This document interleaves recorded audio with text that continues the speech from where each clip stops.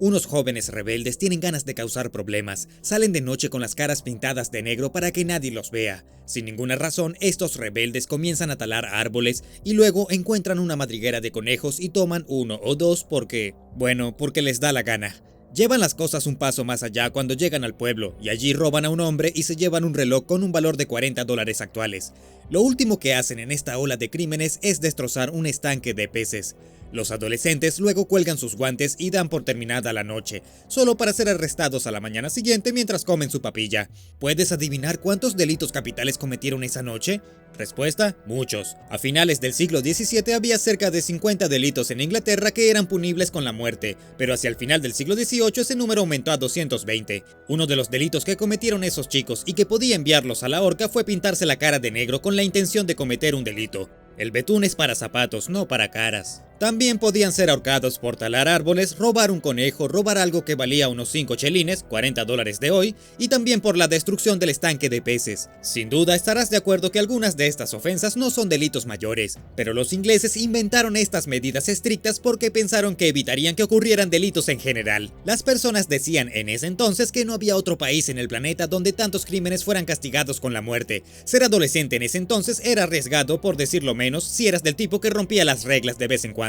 Como descubrirás, las cosas mejoraron, pero en la era de lo que se ha llamado la época del Código Sangriento, las cosas eran bastante duras. En los 60 años transcurridos entre 1770 y 1830, cerca de 7.000 personas fueron ejecutadas en Inglaterra y Gales. Cuando decimos que los niños pueden meterse en serios problemas en Inglaterra, no solo estamos hablando de adolescentes. Muchos niños también fueron a la horca. Hay un registro en una iglesia de Inglaterra que dice que una niña llamada Alice Glaston fue ahorcada en 1546 y que solo tenía 11 años en ese momento. La información sobre ese evento no dice qué crimen había cometido, pero esperamos que haya hecho más que robar el preciado vegetal de alguien. Los niños no tenían protección contra la horca y en un momento dado se podía leer en la ley que pruebas sólidas de malicia en un niño de 7 a 14 años podían hacer que fuera a la horca. Durante la moda de ahorcar de fines del siglo XVIII y principios del XIX, unos cuantos niños fueron ahorcados por crímenes tales como entrar en una casa, robar en una tienda e incluso falsificar, mientras que otros adolescentes fueron ejecutados por delitos peores como asesinato.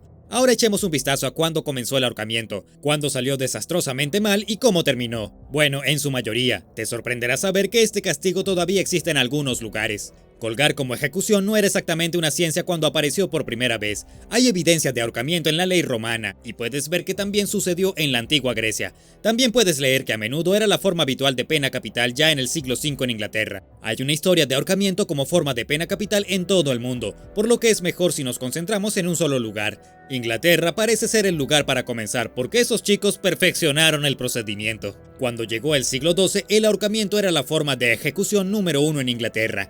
Claro, tenían la hoguera como una opción y el peor de los criminales podía enfrentarse a ser condenado a ser arrastrado y descuartizado, pero el ahorcamiento era con mucho la forma más popular para matar a un criminal. Al principio, ahorcar era un asunto sencillo. La persona a ser colgada era atada con una soga que a menudo se fijaba a una viga transversal unida a 2 vigas verticales. Así se mantuvo en los primeros siglos y durante todo el periodo medieval, pero las cosas llamadas derechos humanos comenzaron a cambiar ese proceso. Al final del siglo XVIII, las personas empezaron a cuestionar si los crímenes pequeños debían llevar a la horca. A algunos progresistas les parecía bastante injusto que alguien fuera a la horca por un pequeño robo en una tienda o por hacerse pasar por otra persona. Los tiempos estaban cambiando, pero debemos decir que Inglaterra no se estaba modernizando a gran velocidad. En 1776, un periódico llamado Hereford Journal informó sobre el ahorcamiento de una niña de 15 años llamada Susanna Underwood. Fue enviada a la horca por incendiar un granero, pero en lugar de escribir acerca de lo terrible que era ejecutar a alguien tan joven por un crimen que no era tan grave, la criticó por sus malos modales. El periódico escribió que la obstinada niña se negó a estrechar la mano de su amo antes de que la ahorcaran. Hablando de ser insensibles, los jóvenes aún seguirían siendo ahorcados en los próximos años, pero en el siglo XIX el gobierno comenzó a dejar pasar más crímenes capitales y a reducir el número de delitos por los que alguien podía ir a la horca. No fue hasta 1908 que se aprobaron leyes que decían que cualquier persona menor de 16 años no podía recibir la pena de muerte, y en el periodo previo a esa fecha los delitos con pena de muerte se limitaron a los que hoy se consideran mayores, como asesinato, traición o espionaje. En 1839 se realizó la última decapitación y descuartizamiento, y desde ese momento ser ahorcado era la única forma de ejecución. Mientras esto sucedía, algunas personas querían mejorar la forma en que se ahorcaba a las personas. En el pasado existía la estructura de la viga transversal y también la estructura que se parece un poco a la forma en que juegas el juego del ahorcado,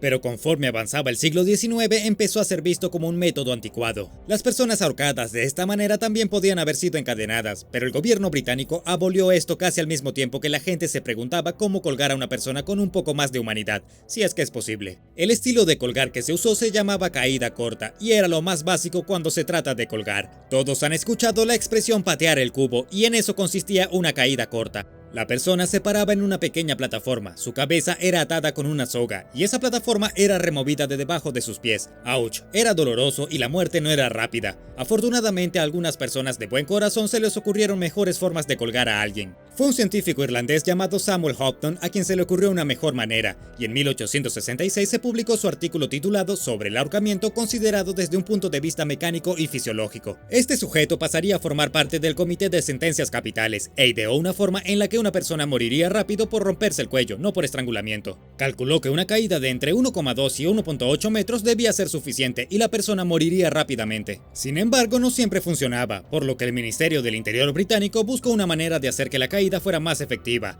El peso del hombre o la mujer condenado se compararía con una tabla oficial para determinar la altura exacta que se debía usar. En 1888, si pesabas 82 kilos, tu caída desde el andamio habría sido de unos 2,11 metros. Esto se lograba mediante una trampilla en la que los condenados debían pararse. Cuando salía bien, el ahorcamiento provocaba la dislocación de las vértebras y a menudo la ruptura de la vena yugular.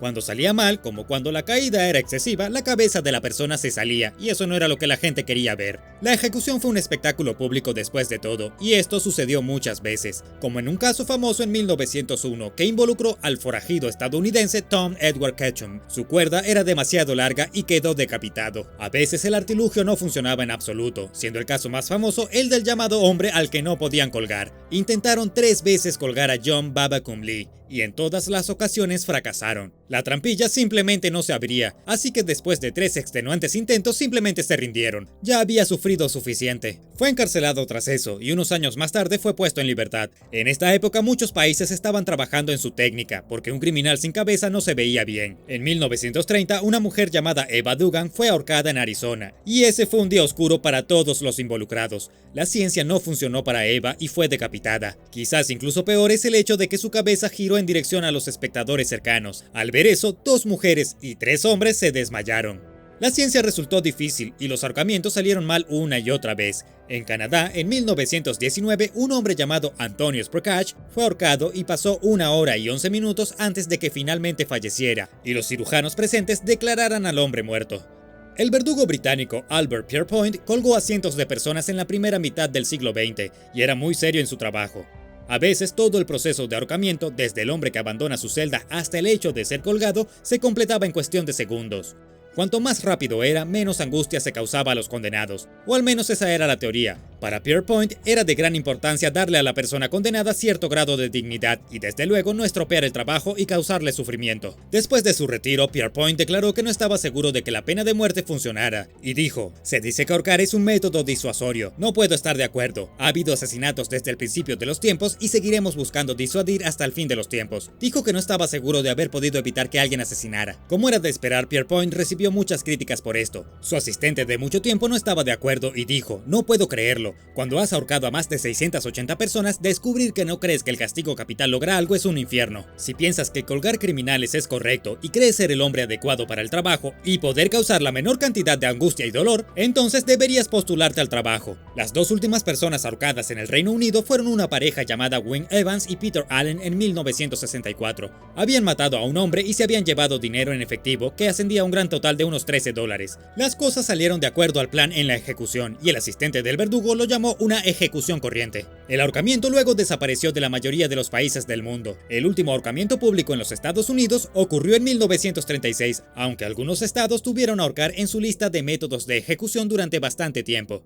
En 1996, Billy Bailey fue el último hombre en ser ahorcado en los Estados Unidos. Era un tipo grande, pesaba cerca de 100 kilogramos. Teniendo esto en cuenta, los funcionarios estimaron que la caída correcta era de 1,5 metros. Bailey había elegido ser colgado como método, aunque desde 2019 solo en New Hampshire es todavía esto posible. Cuando llegó el día no tuvo últimas palabras. Se paró en el andamio en una noche fría en el centro correccional de Delaware y tenía los tobillos encadenados. Le pusieron una capucha sobre la cabeza y le sujetaron la soga debajo de la barbilla. El alcalde luego dio un paso hacia atrás y tiró de una palanca. La trampilla se abrió y la cuerda con Billy en el extremo se tensó a unos 3 metros del suelo. Su chaqueta de prisión se agitó con el viento frío mientras su cuerpo giraba en un sentido y luego en el otro. Se dijo que la ejecución salió sin ninguna complicación, aunque el pulso del hombre latió durante unos 11 minutos. El corazón sigue latiendo incluso cuando se supone que a la persona no le quedan pensamientos ni dolor, pero nadie sabrá jamás cómo son estos últimos momentos colgando de una cuerda. Después de esto, es posible que necesites animarte un poco, así que tenemos videos que deberían hacerte reír y traer algo de dicha a tu mundo. Echa un vistazo a Los terraplanistas están muy equivocados, o para un estilo distinto de humor puedes ver cualquiera de nuestros otros videos. Y también asegúrate de dar me gusta, compartir y suscribirte.